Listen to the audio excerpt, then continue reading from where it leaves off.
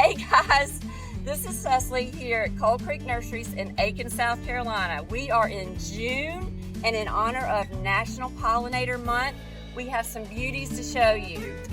Everyone knows that butterfly bushes bring in butterflies by the dozens and dozens. Not only do we have some cutie pie new arrivals, but we also have a new to us and new to you beauty that you have to see.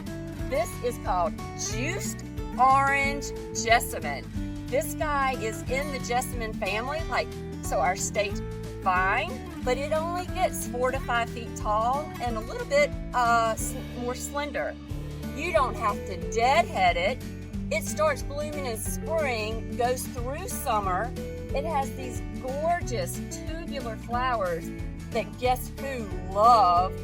Hummingbirds and butterflies.